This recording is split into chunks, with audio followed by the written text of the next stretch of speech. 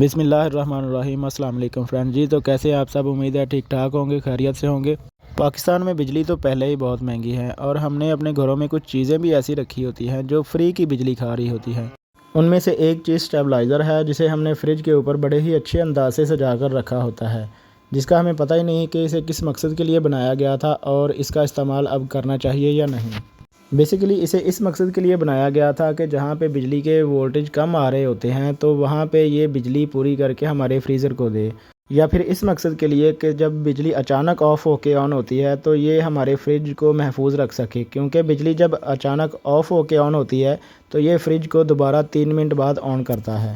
لیکن اس کا نقصان یہ ہے کہ یہ ہر وقت 24 گھنٹے آن رہتا ہے، جس کی وجہ سے بجلی کا بل بہت زیادہ آتا ہے اور یہ بجلی بہت کنزیوم کرتا ہے، جس کی وجہ سے بہت زیادہ یونٹ بڑھ جاتے ہیں اور بجلی کا بل بھی بہت آتا ہے۔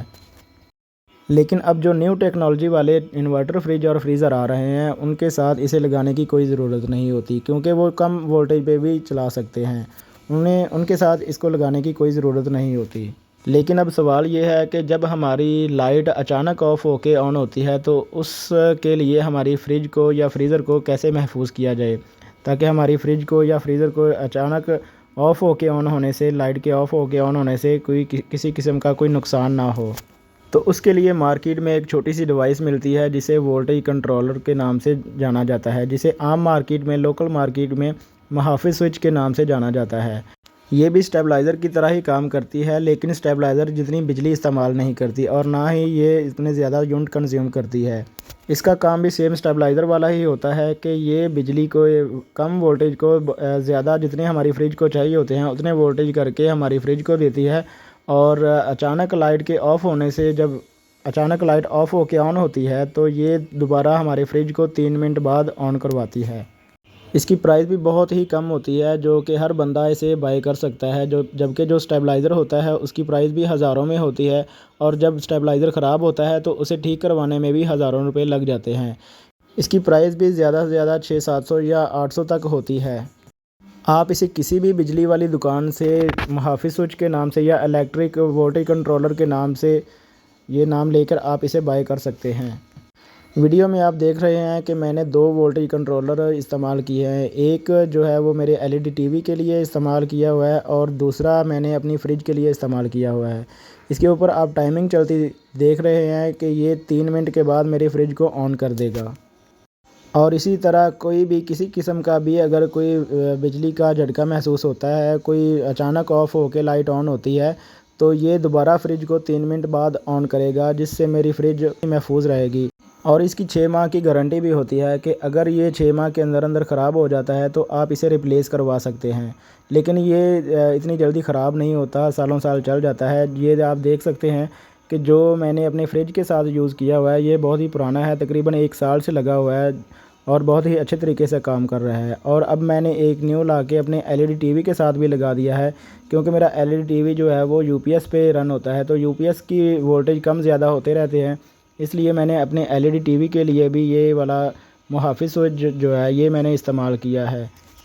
میں نے چھت کے اوپر سولر پینل لگائے ہوئے ہیں جس سے بیٹری چارج ہوتی ہے، اور بیٹری سے کرنٹ لے کر میرا UPS جو ہے وہ میرے گھر کی چھوٹی چھوٹی چیزیں ساری رن کرتا ہے، جیسے کہ لائٹس ہو گئی، LED لائٹس ہو گئی، LED ٹی وی ہو گیا، اور چھت والے 3-4 پنکھے ہیں جو کہ میرا 1000 واٹ کا UPS ہے، یہ رن کرتا ہے، جس کی ویڈیو میں آلریڈی اپلوڈ کر چکا ہوں۔ اگر آپ نے وہ ویڈیو نہیں دیکھی تو ڈسکرپشن میں لنک دے دوں گا اس ویڈیو کا، وہ آپ ویڈیو جا کے دیکھ سکتے ہیں کہ میں نے سولر پینل کو کس طرح اپنے UPS کے ساتھ اٹیچ کیا ہوا ہے۔ یہ میں آپ کو دکھا بھی دیتا ہوں کہ میں نے یہ LED ٹی وی جو ہے یہ UPS والے سوئچ میں لگایا ہوا ہے۔ یہ آپ دیکھ سکتے ہیں کہ ایک سوئچ میرا جو ہے یہ UPS کا ہے اور دوسرا واپڈا والا ہے۔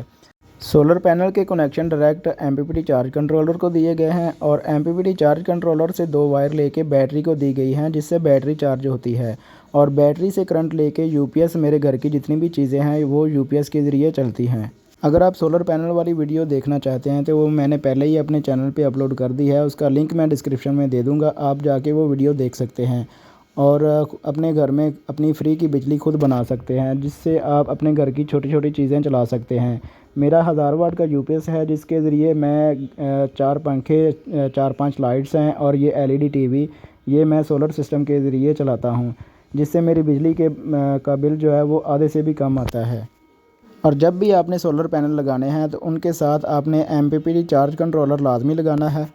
اس کا فائدہ یہ ہوتا ہے کہ جیسے ہی سورج نکلتا ہے صبح کے وقت تو یہ سارا آپ کے گھر کا لوڈ سولر پینل پہ ڈال دیتا ہے، اور جیسے ہی سورج غروب ہوتا ہے تو یہ دوبارہ واپڈا پہ شفٹ کر دیتا ہے۔ اس سے آپ کے بجلی کے بل میں بہت زیادہ فرق پڑ جائے گا۔ میں یہ 4-5 ماہ سے یوز کر رہا ہوں، تو یہ میرا پرسنل ایکسپیرینس ہے کہ جو میں چیز آبزرو کر رہا ہوں وہ بجلی کے بل میں بہت زیادہ فرق آبزرو کر رہا ہوں کہ جو میرا بجلی کا بل آتا ہے وہ پہلے سے آدھے سے بھی کم آ رہا ہے۔ تو اگر آپ کو یہ انفارمیشن اچھی لگی ہو تو ویڈیو کو لائک لازمی کرنا اور اپنی رائے کا اظہار کمنٹ سیکشن میں لازمی دینا، اور میرے چینل کو سبسکرائب کر لیں تاکہ کوئی بھی نیو آنے والی ویڈیو جو ہے وہ آپ تک بر وقت پہنچ سکے۔ تو ملتے ہیں کسی اور اچھی سی ویڈیو میں، تب تک کے لیے اللہ حافظ۔